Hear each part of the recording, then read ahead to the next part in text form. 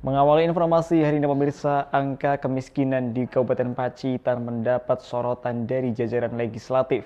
Sebab terjadi kontradiksi terhadap tingkat pengangguran terbuka yang rendah, namun angka kemiskinan tinggi.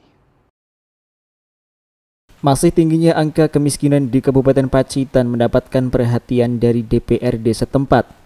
Tingkat pengangguran terbuka yang turun dari 3,65% menjadi 1,82% dinilai belum memberikan dampak signifikan terhadap penurunan angka kemiskinan.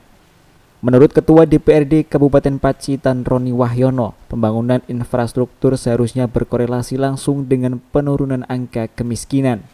Dia mencontohkan prioritas akses pariwisata belum berkorelasi langsung dengan penurunan angka kemiskinan.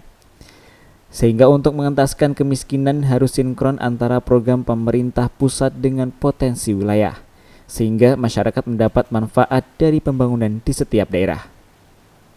Selain itu juga bantuan terhadap petani lebih besar karena kebanyakan masyarakat miskin berkecimpung di sektor pertanian dan usaha mikro, kecil, dan menengah. Tidak hanya bantuan modal UMKM tapi lebih ke pembinaan dan pemasaran.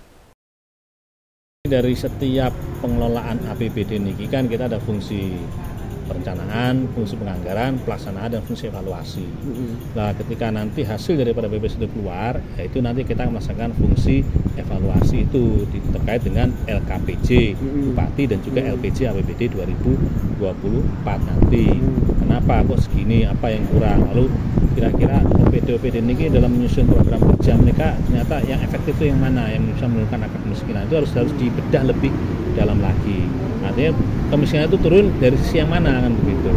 Itu yang harus kita cermati. Yang kedua juga sebetulnya tidak hanya angka kemiskinan tapi juga bagaimana pendapatan per kapita masyarakatnya juga bisa lebih naik. Mungkin angka kemiskinan mungkin turun ya, tapi bagaimana peningkatan pendapatannya. Nah, ini kan juga perlu menjadi perhatian kita semua. Tapi yang terpenting adalah tadi indeks pembangunan manusianya tadi, pendidikan, kesehatan, dan ekonominya itu. Kalau secara lapangan pekerjaan gimana, Pak?